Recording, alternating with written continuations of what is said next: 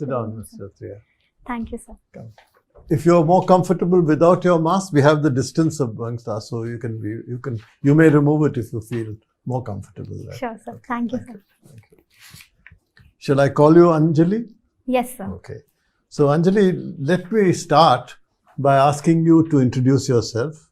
Tell us why is it that you want to join the government services, and what is the motivation? What are the inspirations that lies behind this kind of a aspiration? So to begin with my introduction, my name is Anjali Shrotriya and I come from the city of Indore in Madhya Pradesh. And I've done my schooling and my graduation in computer science from Medicap's Institute of Science and Technology.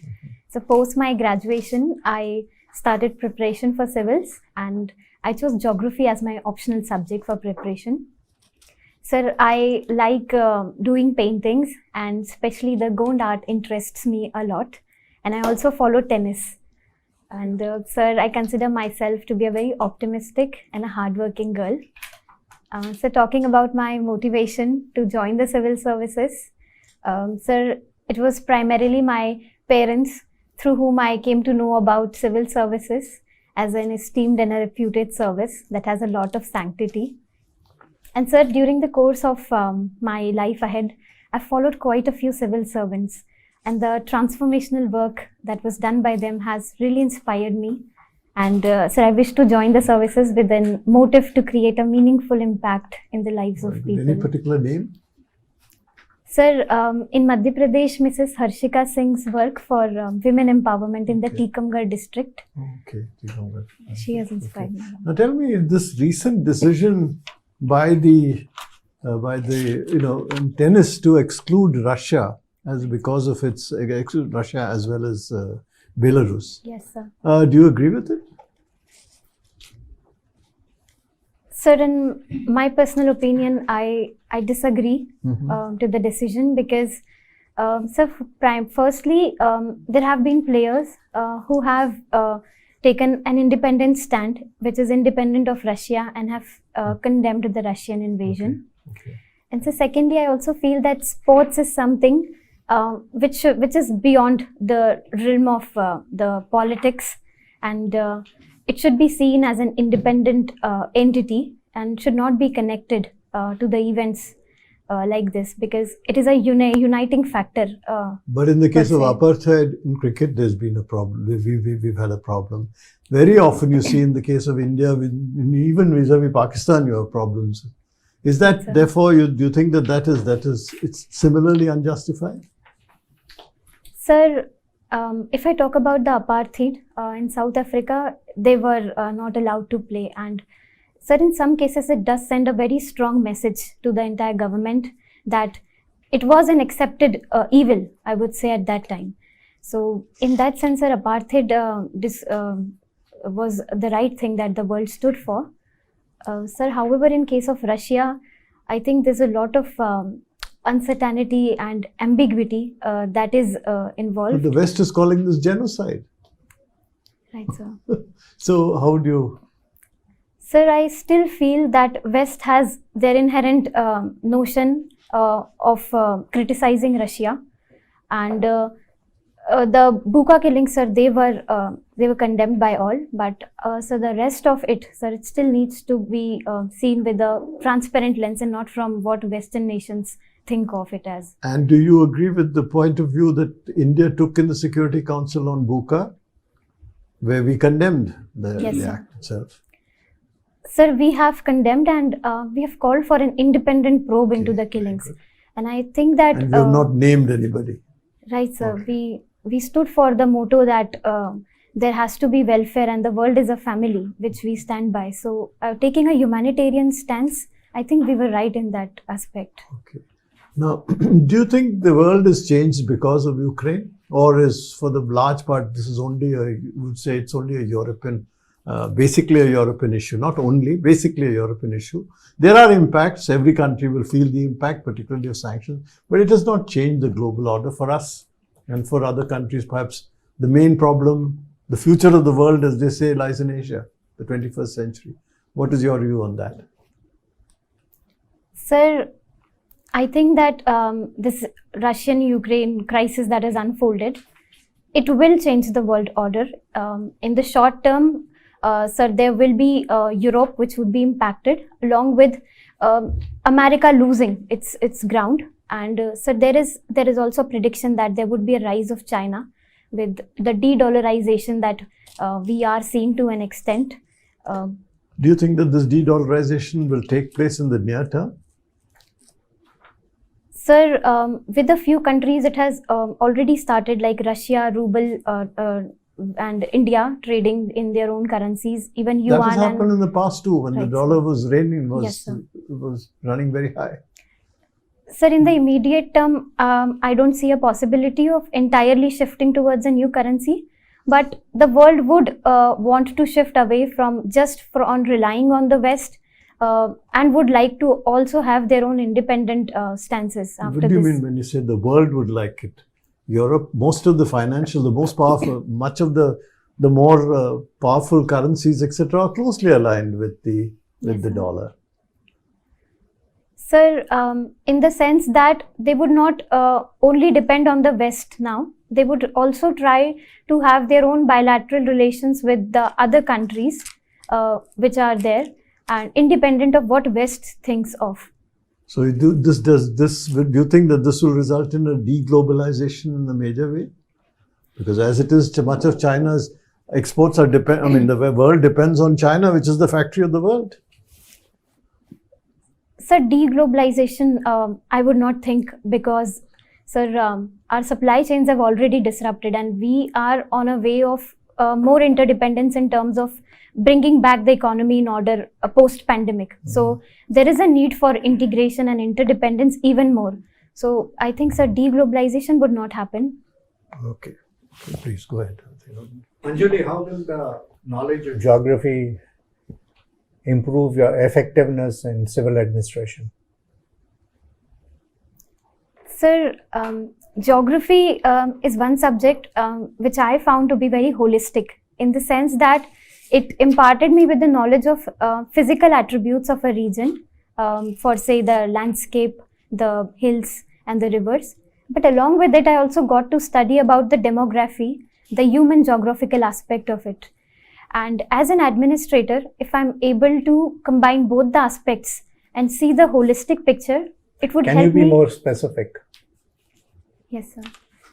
Sir, if I talk about the subjects that we study in geography, it includes regional planning, the multi-level planning, in which we talk about the approaches like bottom-up Anything approach. else? Sir, we also study about the geopolitics in geography, and since IFS is also my second preference. What is the difference between geopolitics and geoeconomics? Sir, geopolitics concerns with the various political developments across the world, and sir, geoeconomics would be a part of it, where economy is Can primarily. in the present times can you distinguish between political developments and economic developments? Can you make a distinction? Is it prudent to do so? Sir, no, because a lot of politics influences the economy. So will there be a difference between geopolitics and geoeconomics? Sir, looking at the present circumstances, it would be really difficult if I would want to separate both of them. Now, how do you assess the role of RBI in managing the Indian economy during the COVID period and post-COVID? What is your assessment? Sir, during the COVID times, RBI rolled out a number of schemes, and they had tried to mellow down the impact of pandemic. They had provided banks also with the credit, and in fact, they've also tried to provide NBFCs also with the credit, so that the MSMEs and the poorer sections, they get enough of credit. And sir, after the pandemic, especially now when inflation is at all-time high, RBI has taken an accommodative stance, and so they are focusing more on inflation control, and growth they have kept as secondary. Right now, they are trying to control inflation. So in my view, I would say that RBI has been able to tackle inflation for quite some time. But sir, given the geopolitics and the our dependence on crude oil, sir, inflation has been rising. But is inflation only right now because of external factors, or are there some inherent internal issues also on account of that there is inflation? Fine, crude oil is one part of it, that's quite obvious. But anything else which is impacting the inflation in the country? Sir, the food inflation is also very high. I was reading some reports and I found that it was even higher than what fuel inflation we are considering right now. 10%. Yes, sir. So that is also one aspect. And sir, it's connected because there is supply chain disruption, and after pandemic, we are yet to move ahead. How do you think the demand is picking up? Sir, I would say that it has started with the people getting the income in their hands. But sir, it's still slow. Overall, what is your assessment? This, I think you will be knowing about it. What is the capacity utilization overall just now? Overall, taking an overarching view of the economic situation, what is the capacity utilization? Sir, 55 to 60%? I'm sorry, sir, I won't be able to put a figure. No, that is 55 to 60%. Thank you, sir. So, do you think do you think fresh credit will come in? Private sector? How is the private sector doing? Sir, in terms of the investments, sir, we need to bring in more policies and incentivize the private sector. So right now, I'm not aware of the figures of their investment, but surely, sir, we need certain incentives so that we can bring the private sector in. Okay, good. Anjali, you come from Indore, Right, sir. and Indore has a rich history. How is it connected with the Maratha history? What are the special things related to that? Sir, Indore was the confederacy of the Marathas, the Holkars, who used to be reside here, and sir, they were on and off in wars with the Mughals and all the invaders who used to go down south. So they used to build their camps in Indore, and that's how it became a town. And sir, Indore is very famous for Devi Ahilyabai Holkarji. She was a warrior, and she was not just a warrior, but in those times a lady who challenged the norms, and she was also a great patron of art and architecture. She's built the Kashi Vishwanath temple also, and even the temple town of Maheshwar in Indore. That is very famous. Yes. So, the armed forces have started, inducting women. Right, sir. And they also feel that they should be now in the combat role. Combat role means in the actual, Yes, sir. war fighting, hand-to-hand fighting.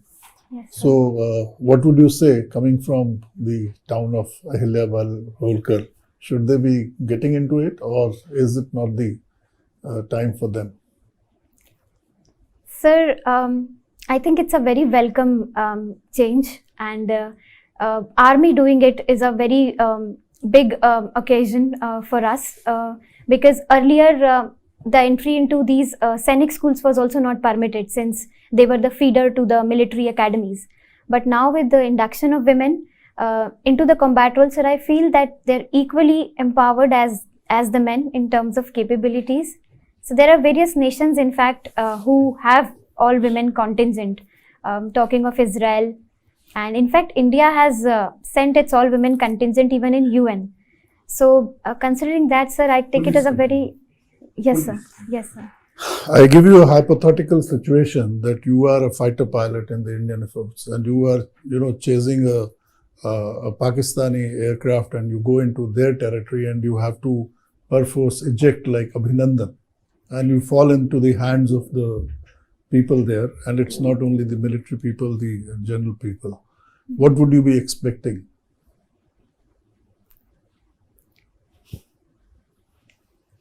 Sir, if such a situation happens, the only thought that would come to my mind at that point of time would be to somehow the important documents that I would be having, or any internal documents or concerning the internal security, I would like to first of all safeguard those.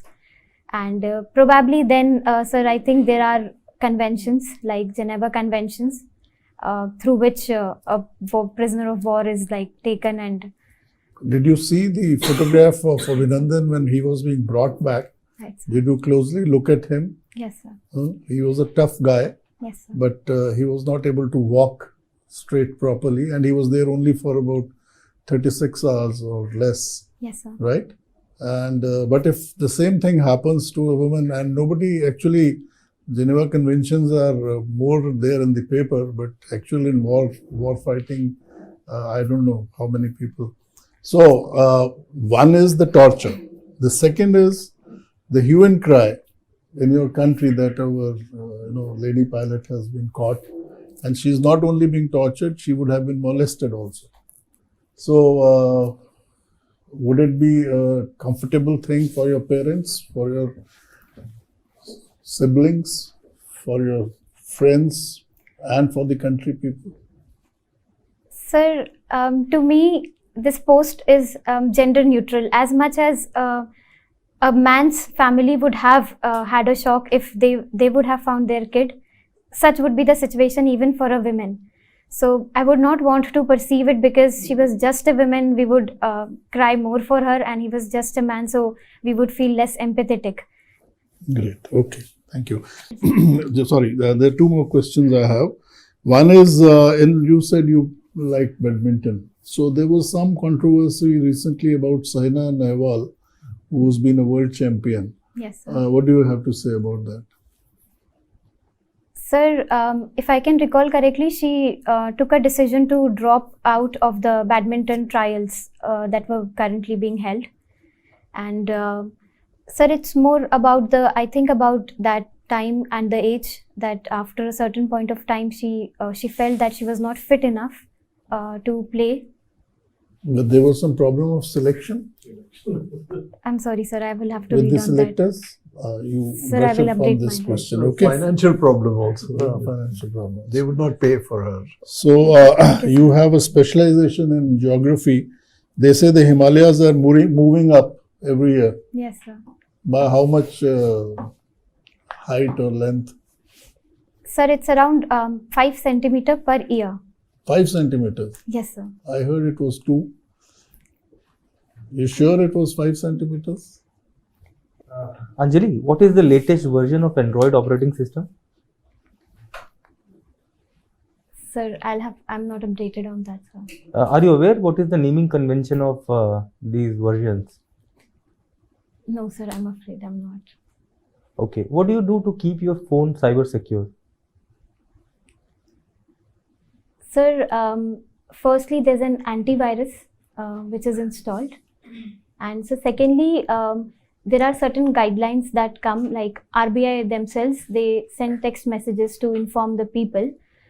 So whatever guidelines are being shared, like not to click on the links, certain Fair enough. links. What is the Trojan horse? Sir, Trojan horse is a kind of cyber attack on a particular device where somebody who attacks your phone, they try to steal the information and use it for some illegal purposes. Same thing is done by virus. How is virus different from Trojan horse? So the exact difference I'll have to read up. Are you aware of the distributed denial of service attacks? Sir, I've read about it. Okay. Can you tell me something about blockchain? Right, sir. Sir, blockchain is a distributed ledger technology in which there's no centralized authority which controls it. It's a peer-to-peer network wherein if there's one block, so if I have to add another block into the system, I'll have to update all the nodes which are connected in the network, and only if all the nodes permit, then only a new block can be added. So it's secure in that sense. Fair point. You know, there are a lot of companies like Google Twitter, Facebook. Yes. Why don't we declare them as media companies? What is the issue? Sir, as media companies. Right. Essentially, they are disseminating the news Yes. many a time. So why don't they come within this definition? Sir, broadly, I think they're classified as social media, and sir, What protects them from any liability? Let's say there is a hate speech Yes, that sir. they have shared. What is it that protects them? so there's a section 79 under the Information Technology Act, which is the safe harbor. So under that particular section, the intermediaries like Twitter, Facebook are protected from. They are given the absolute protection for any kind of hate speech which is done by any third party. Okay, fair enough. Thank you. Anjali, good evening. Good evening, ma'am. All right, Anjali, you must be aware of this conflict or a chaos sort of situation brewing up in Pakistan, right? Yes, ma'am. And while military has been perceived as the kingmaker, Yes, ma'am. right, and has been also agreed upon by people across the political spectrum. So it means that the military holds the real power in Pakistan, right? So if any change needs to be made between India and Pakistan, military needs to be taken into confidence, or maybe there's something that military would permit, and then it would happen, right? Yes, Do ma'am. you agree? Yes, ma'am. So why don't we directly speak with the military? Isn't that a good option? Ma'am, when it comes to Pakistan, we have always stood for that talks can only happen if there's no terror attack. So terror and talks don't go hand in hand. And then secondly, regarding speaking with respect to directly to the military, ma'am, I think that probably through the back channel we can, but on the face of it, I think the government to government, the track one that we have, that would be the international protocol that all the countries. What they is the follow. risk in speaking to the military directly, or the challenges, if you may say so? Ma'am, one, the legitimacy of it would be questioned, that despite having a government, even if it is on paper, we did not go to the government and spoke to the military directly. So the legitimacy aspect would be less if we do that. All right. You also mentioned, while studying geography, you've studied about the demography of India Yes, ma'am. and human demography, etc. So, according to you, what are the trends in India's demography currently? The broad trends.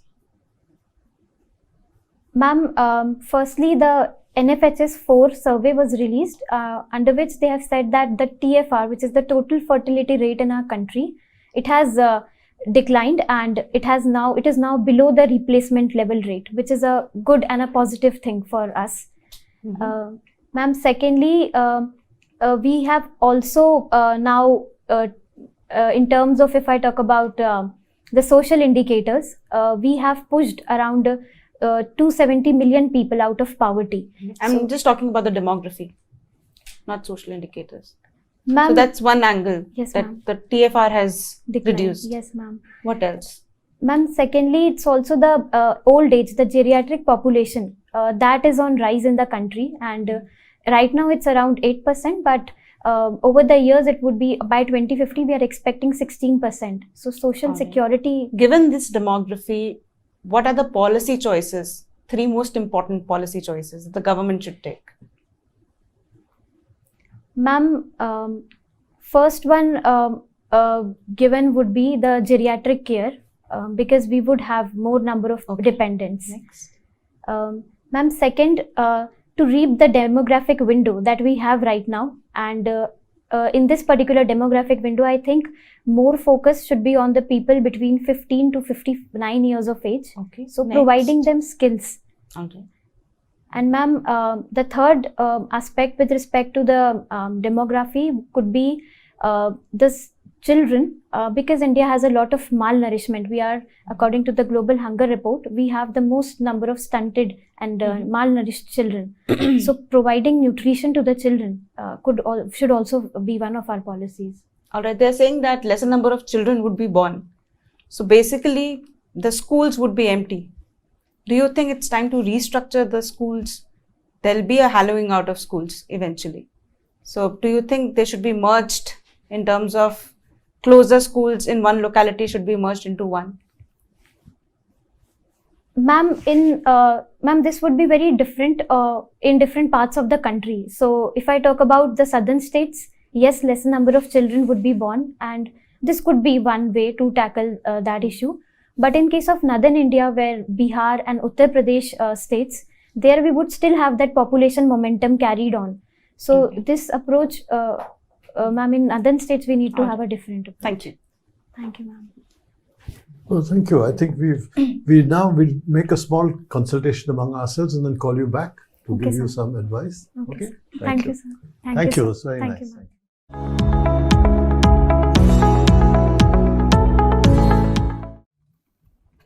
May I Come in, sir? please come in.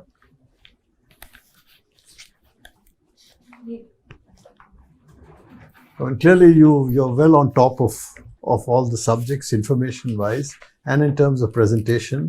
There's a certain amount of balance and and kind of logic, etc., which you're developing. A certain more spontaneity, and I think you're quite spontaneous. There's no this thing at all. But keep your natural kind of and certainly referring to particularly historical Indore, etc. It was quite good to see that you are you're just there was a sense of emotion also in that. You must preserve that.